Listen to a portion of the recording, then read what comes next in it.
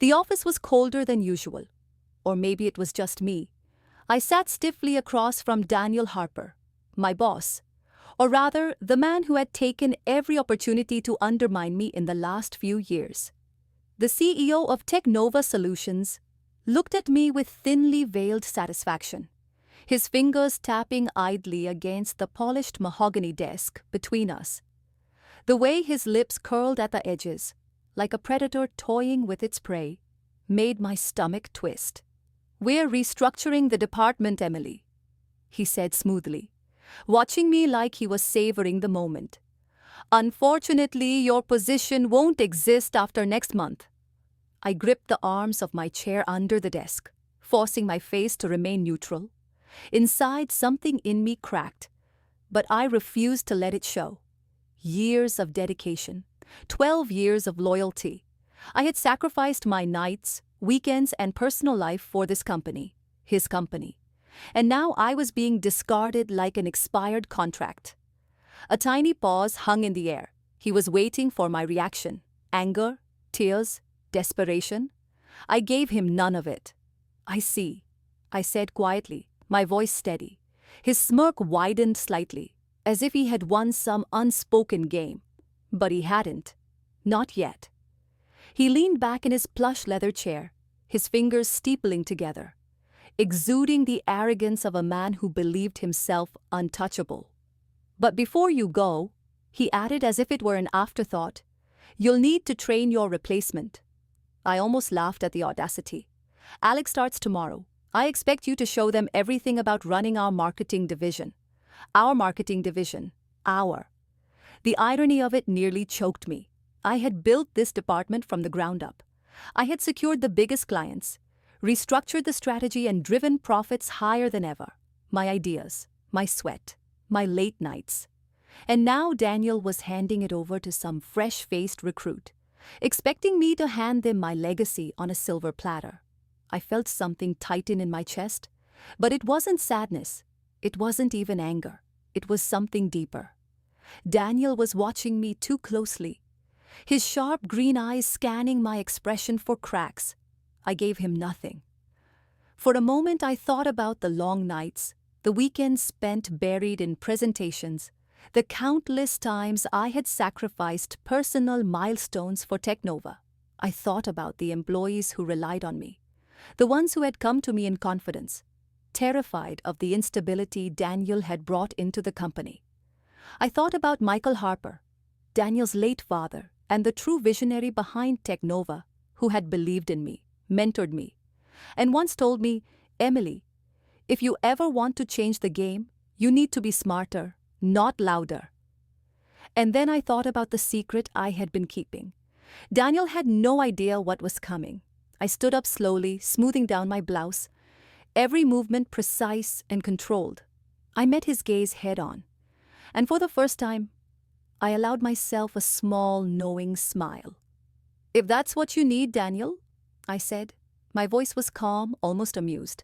For a brief second, his brows furrowed. Confusion flickered in his eyes. Good. I turned and walked out of his office, my heels clicking sharply against the marble floor.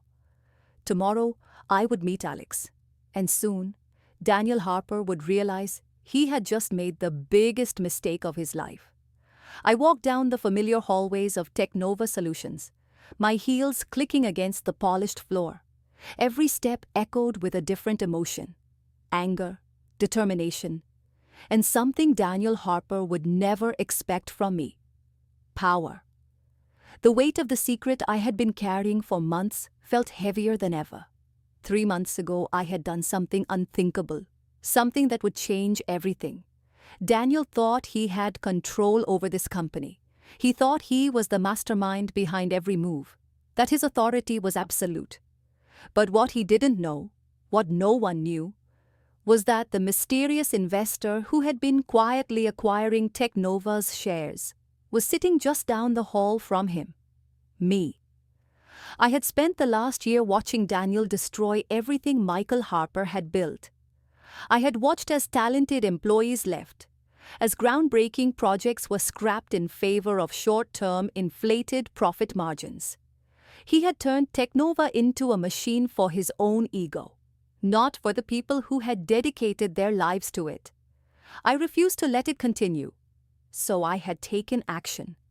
It had started subtly, small purchases, quiet transactions, hidden behind the protective layers of a holding company I had built from scratch. Eclipse Holdings.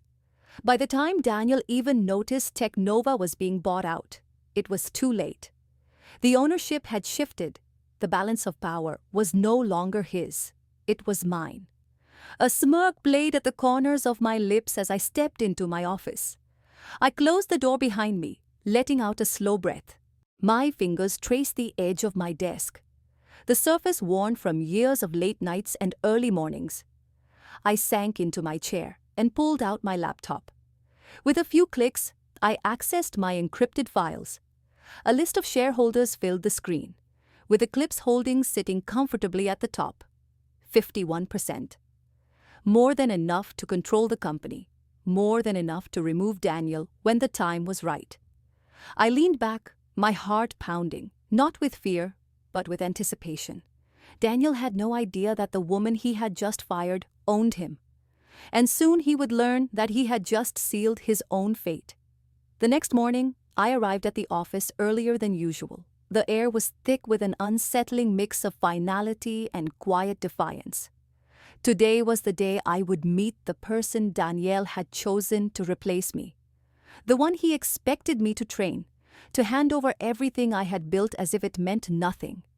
I wouldn't give them that satisfaction.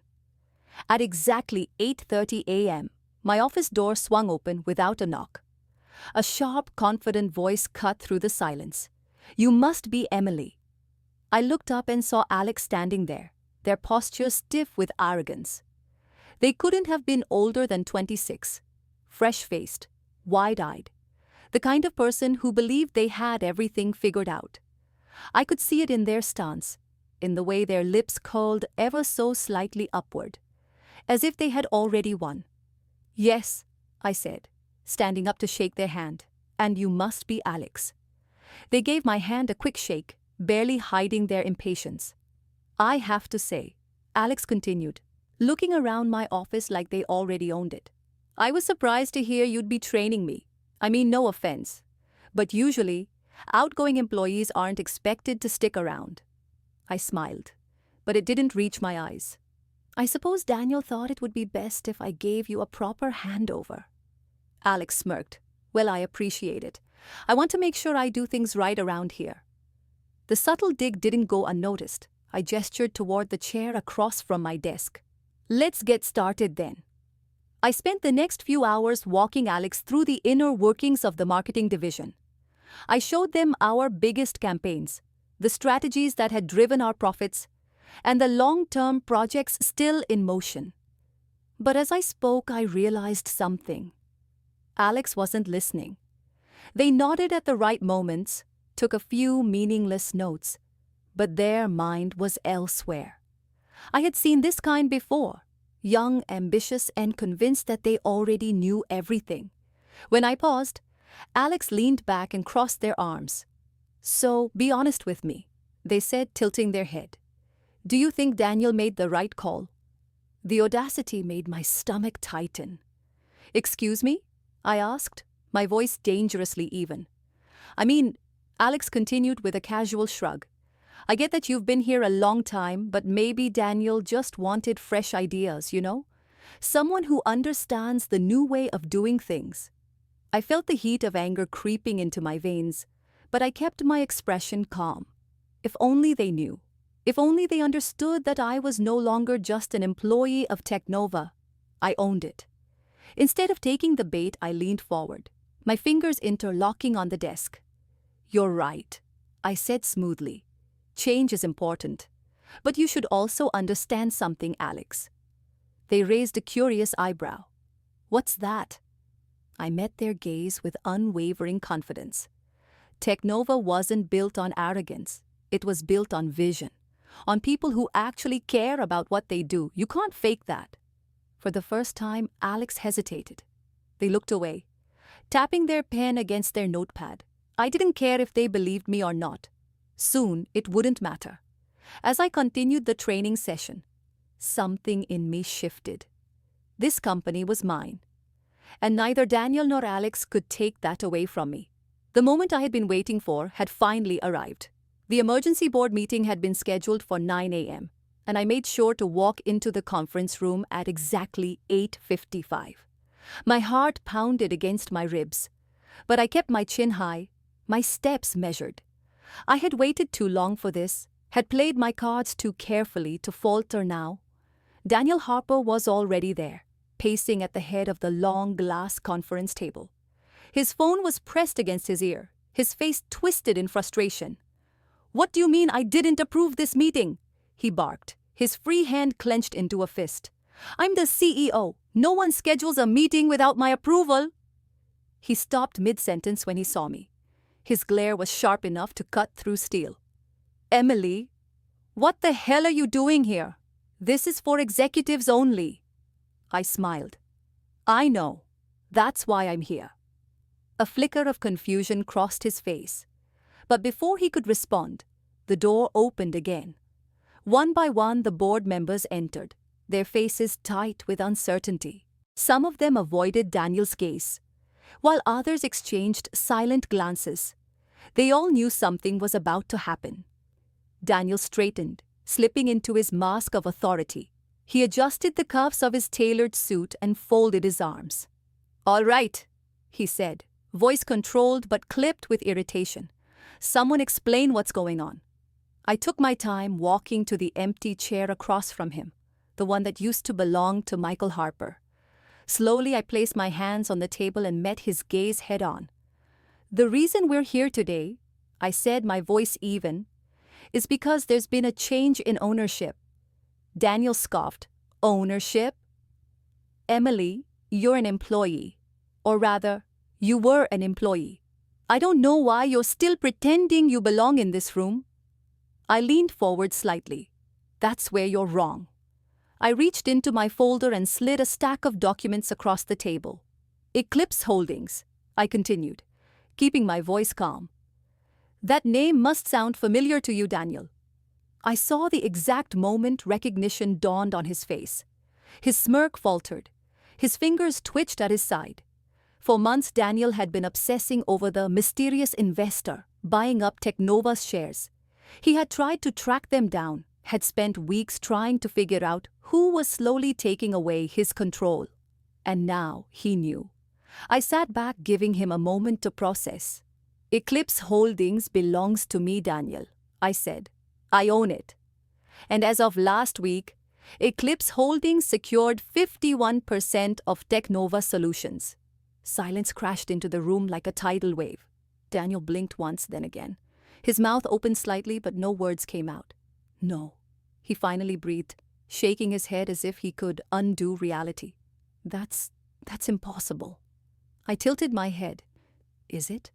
One of the board members, Mr. Calloway, cleared his throat and picked up the documents, flipping through them with sharp eyes. "It's all legal, Daniel," he said. "The shares were acquired lawfully over the past year. Eclipse Holdings now has controlling interest in Technova." Daniel's face drained of color. I almost felt bad for him. Almost. He turned back to me, his jaw clenched so tightly I thought it might snap. "You little—" "Careful, Daniel." I cut him off smoothly. "I'm your boss now." The room was deathly quiet. For the first time in his life, Daniel Harper had nothing to say. I let the silence stretch before finally delivering the final blow. "Effective immediately," I said, locking eyes with him. "You're fired." The look on his face was priceless. The moment Daniel Harper stormed out of the building, a suffocating weight lifted off Technova Solutions. His reign of arrogance and greed had finally ended. But the real work was just beginning. I sat in what used to be his office, now mine, and stared out at the city skyline. The empire Daniel had nearly burned to the ground was in my hands now, and I wasn't going to let it fall. With a deep breath, I turned back to my desk, where piles of reports, budget summaries, and restructuring plans lay scattered. The damage he had done ran deep. Employees were overworked, creativity was stifled, and the company's reputation was tarnished. If I wanted to fix this, I had to move fast. The first thing I did, I brought them back. The people who built this company. Daniel had driven away some of the most brilliant minds in the industry. People who had dedicated years to Technova, only to be discarded like yesterday's news. I spent the next week making calls. Emily, came a hesitant voice on the other end of the line. It was Mark Jensen, one of the best data analysts I'd ever worked with. I wasn't expecting to hear from you. I smiled. How do you feel about coming back? Silence, then a short laugh. You're joking, right? Harper made sure I'd never step foot in that building again. Well, Harper isn't here anymore, I said, leaning back in my chair.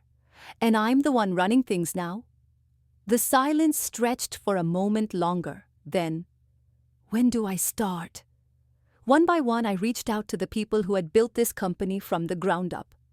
I brought back the developers Daniel had let go, the project managers he had deemed too expensive, the designers whose ideas he had dismissed, and every single one of them returned.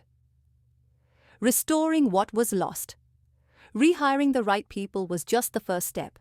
The next was undoing Daniel's worst mistakes, starting with the programs he had gutted. I walked into the tech lab where our once thriving R&D department now looked like a ghost town. This place used to be full of life, muttered Sarah, one of the engineers who had miraculously survived Daniel's layoffs. I nodded, running my fingers over the dust-covered workstation. We're bringing it back. Daniel had cut funding to every long-term innovation project, preferring quick profits over actual progress. That ended now.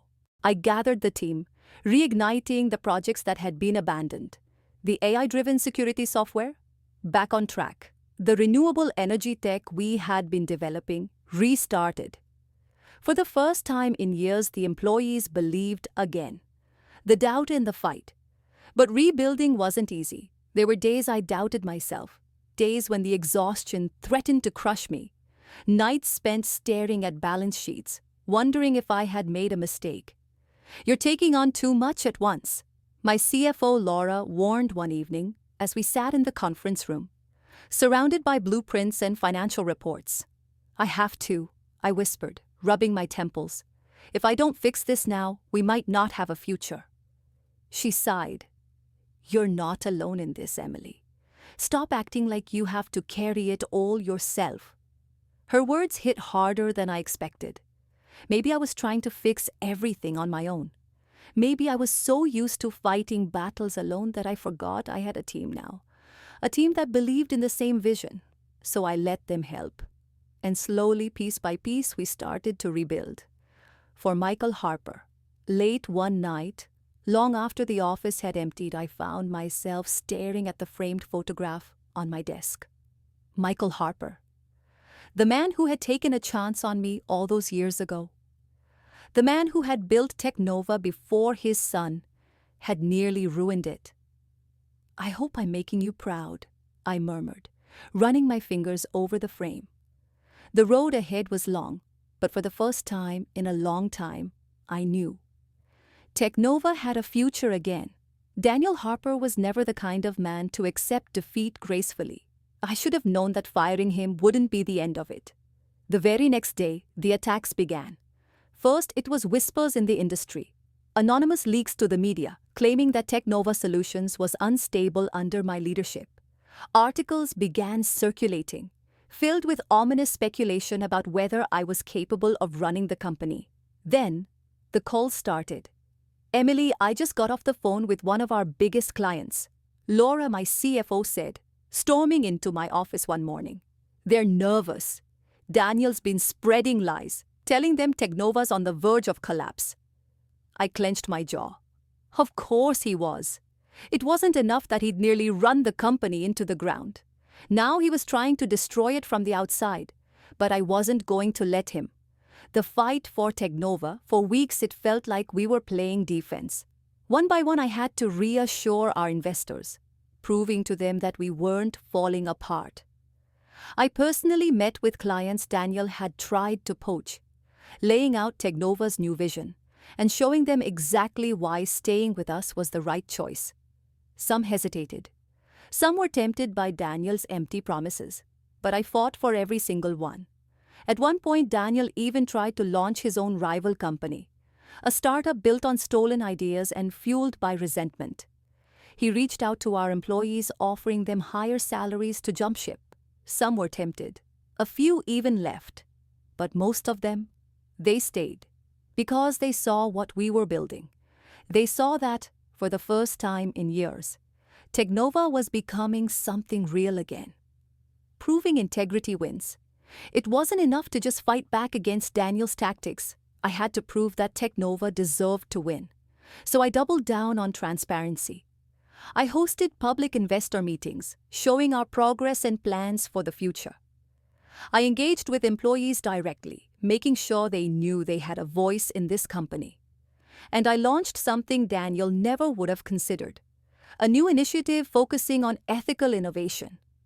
Technology that wasn't just profitable, but actually made a difference. Slowly but surely, the tide turned. Clients that Daniel had tried to steal, they came back realizing he had no real foundation. Investors who had been nervous, they saw our numbers improving and knew they had bet on the right horse. And as for Daniel, his so-called startup fizzled out before it even had a chance to take off. Because at the end of the day, no amount of manipulation or deceit could replace real leadership. The moment I knew we had won it happened on a Friday evening. I was sitting in my office, exhausted but determined, when my assistant knocked on the door. "Emily, you need to see this," she said, holding out her phone. It was a news article. A respected business journal had just published a feature on Technova's resurgence. Under the leadership of Emily Carter, Technova Solutions has not only stabilized but is now thriving, proving that integrity and innovation can still succeed in the corporate world. I exhaled, a slow, steady breath. We had won, and I wasn't going to let anyone take this company down again. The chaos of fighting Daniel's sabotage had barely settled when I found myself staring at a blank whiteboard, my mind racing with possibilities. Technova was finally stable. We had survived the storm, but survival wasn't enough. I didn't fight this hard just to maintain the status quo. I wanted to create something bigger, something that mattered, and I knew exactly where to start. A promise to keep Michael Harper had once told me something that stuck with me. Technology should empower people, not just make a profit. The moment we forget that, we lose everything. He had believed in innovation with a purpose, but under Daniel's rule, that vision had been completely abandoned. I wasn't going to let that happen again. So I launched Technova's first ever STEM outreach initiative, a program designed to provide free tech education to underprivileged kids.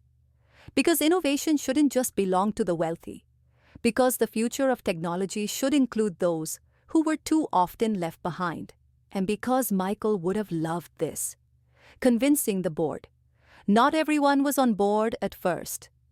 We just recovered from a corporate takeover and a PR nightmare. One of the board members argued during a tense meeting. "Now you want to start a program that doesn't generate direct revenue?" I met his skeptical gaze, unwavering. "Yes, because we're not just here to make money, we're here to make an impact." Another board member, Mrs. Caldwell, leaned forward, intrigued. "And you think this initiative will benefit Technova how?" I took a breath. "For one, it builds long-term talent. The kids we invest in today could be the engineers, programmers, and innovators who shape this company's future." A murmur spread around the table. I could see some of them considering it. But they still weren't convinced. So I played my final card. "And let's not forget," I added, "Technova needs a new public image. We want people to see us as pioneers, as industry leaders with a conscience. This program does that." Silence. Then finally Caldwell nodded. "All right, Miss Carter, let's see if you can make it work." Bringing the vision to life from that moment, it was all hands on deck. I worked with our developers and engineers to create workshops where students could get hands-on experience with real tech. We partnered with schools that had little to no funding for STEM programs, providing them with resources and mentors. And we didn't stop there. TechNova employees volunteered as mentors, guiding students through coding projects, robotics competitions, and even internships. We built an entire future pipeline, one that wasn't based on privilege, but on potential. The first day of the program. The first time I visited one of our partner schools, I wasn't sure what to expect. But when I walked into that classroom, I saw a group of kids staring at their first ever set of computers. Eyes wide with wonder, hands hesitant but eager. One girl, no older than 12, raised her hand. "Are we really allowed to use these?" For the first time since taking over TechNova, I felt like we were on solid ground. The STEM initiative was thriving. Employee morale was at an all-time high, and even the board members who had doubted me were now praising our progress. But peace in business is often an illusion.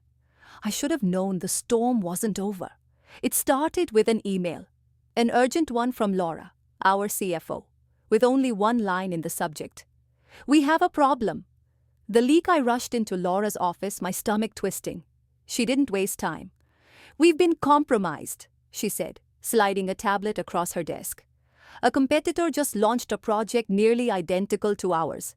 Same concept, same framework, down to the damn marketing strategy." I frowned. "How is that possible?" She hesitated, her expression dark. "Because someone from the inside gave it to them." I felt a slow burning anger rise in my chest. "Who?" Laura exhaled. "We traced the breach back to Alex. The ultimate betrayal. Alex. The same person Daniel had chosen to replace me. The same person I had patiently trained, despite knowing they were meant to erase my legacy. And now, after everything, they had stabbed me in the back. I could still remember how smug they had been during our training sessions, how they had dismissed my years of experience as outdated. But I had still given them a chance, still believed that maybe, just maybe, they weren't like Daniel. I had been wrong. I clenched my fists, keeping my emotions in check. "Are we sure?" Laura nodded. "We have proof. Emails, messages, even a file transfer log. They sent everything to Nexus Corporation, one of our biggest competitors. One that had been circling TechNova like vultures ever since Daniel left." I didn't waste time. "Call security," I said, my voice ice cold. "Get Alex in my office, now." The confrontation. Alex walked into my office as if nothing was wrong, their expression confident, until they saw my face. I didn't give them the luxury of small talk. "Did you really think I wouldn't find out?" I asked, throwing a printed copy of the emails onto the desk. "Did you think I was that stupid?" Alex's face paled. "Emily, Save it," I snapped. "I trusted you. I trained you. And this is how you repay me?" Their expression shifted from panic to defiance. "You took everything from me." They spat. "That CEO seat should have been mine. I deserved it, not you." I laughed, harsh, bitter. "You think betrayal makes you deserve anything?" Alex glared. "Nexus offered me a future, more than you ever did." I leaned forward. "No, Alex, they offered you a shortcut, and guess what? That shortcut just cost you everything." I hit the intercom. "Security, escort Alex out of the building. Effective immediately, they're terminated." The blood drained from their face. "You can't." "I can," I said coldly. And I just did. Turning pain into power. Firing Alex wasn't enough. I needed to make sure something like this never happened again. So I reinforced our security protocols, implemented tighter access controls, and launched an internal ethics initiative. I wanted my employees to know we build each other up. We don't tear each other down. And as for Nexus, they might have stolen our ideas, but they had no idea how to execute them. Within 3 months, their project flopped.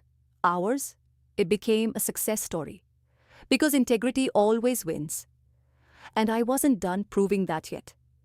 A full year had passed since I took control of Technova, and for the first time in a long time, I could finally breathe. The chaos, the betrayals, the uphill battles, all of it had led to this moment. Technova wasn't just surviving. We were thriving. A company reborn. The numbers didn't lie. Our revenue had skyrocketed by nearly 40%.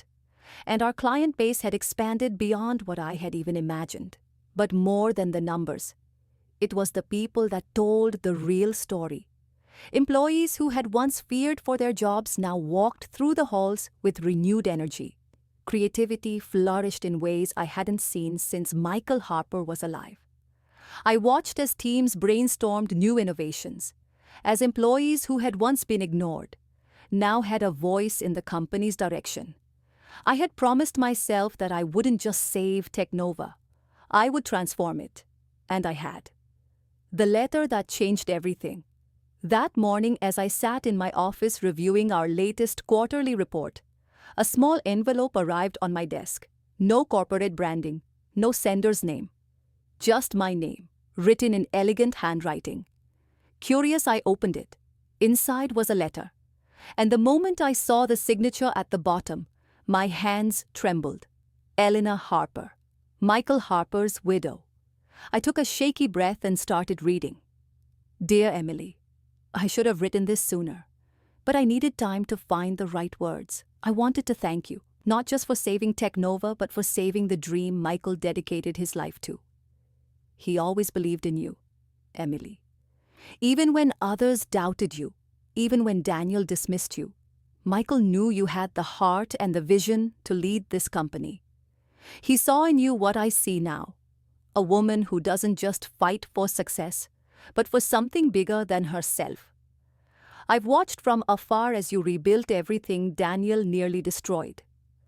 I've seen how you've brought back the people who were cast aside, how you gave them a future again. And I know without a shadow of a doubt that if Michael were here today, he would be proud of you. Thank you for proving him right. With gratitude, Eleanor Harper tears blurred the words as I reached the end of the letter, for all the victories, all the milestones I had achieved. Nothing had meant more than this, because Michael had believed in me before I even believed in myself, and now I had finally proven that his faith in me wasn't misplaced. A moment of reflection. I sat there for a long time, staring at the letter, my heart full. Then I reached for the small frame on my desk, the one holding a picture of Michael Harper. I did it, Michael, I whispered, my voice thick with emotion. We did it. And for the first time in years, I felt whole. The day had finally arrived. 1 year ago, I walked into this company as an outcast, a woman forced out of the very empire she had helped build. But today I stood before Technova as its rightful leader. The annual company meeting was one of our most significant events, an opportunity to reflect, to celebrate, and most importantly, to set the course for the future. As I stepped onto the stage, I scanned the faces in the crowd. Hundreds of employees sat before me, their expressions a mixture of anticipation and admiration. Some were people Daniel had once discarded, others were fresh faces who had joined under my leadership. But every single one of them was here because they believed in the company we had rebuilt. I took a steadying breath and began. The speech that defined us. When I first came to Technova, I was young, ambitious, and full of ideas. Michael Harper saw something in me, something worth nurturing, something worth believing in. A hush fell over the room, but somewhere along the way things changed. Innovation took a backseat to profit. People were treated like numbers instead of human beings. Technova lost its heart. I paused, letting my words settle. Many of you have seen firsthand what happens when a company forgets its purpose. You've endured layoffs, instability, and leadership that cared more about their own success than yours. There was a murmur of agreement.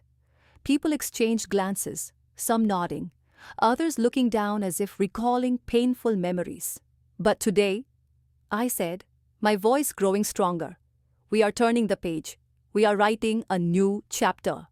I clicked a button, and behind me, a massive screen, lit up with 3 words: innovation with integrity. This is not just a slogan, I continued. This is who we are now. Technova is a place where creativity thrives, where people matter, and where success is built not on shortcuts, but on substance. Applause broke out across the room, but I wasn't finished. We will no longer sacrifice long-term vision for short-term gain. We will invest in people, in research, in ideas that matter. Because Michael Harper built this company on principles that I refuse to let die. I stepped forward, my gaze steady. We are not just another tech corporation. We are Technova, and from this day forward, we will set the standard, not follow it. The moment of truth. The room erupted into applause, louder than I had ever heard before. Some employees stood, clapping. Others whistled and cheered. I saw tears in the eyes of people who had been with Technova for decades. People who thought they'd never see this company return to its former glory. And in that moment, I knew we had won. This wasn't just my victory. It was ours. A personal tribute. After the meeting, I returned to my office, a quiet satisfaction settling over me. I reached for the framed photograph of Michael Harper, the man who had believed in me before I even believed in myself. Next to it, I placed a new photograph, one of our entire team, taken just last week. It was a symbol of how far we had come, of the people who had fought beside me to rebuild this company. I traced my fingers over Michael's photo and whispered, "We did it, Michael. We did it." For the first time in years, I felt at peace. Because Technova wasn't just back. It was stronger than ever. And this time, nothing would break us.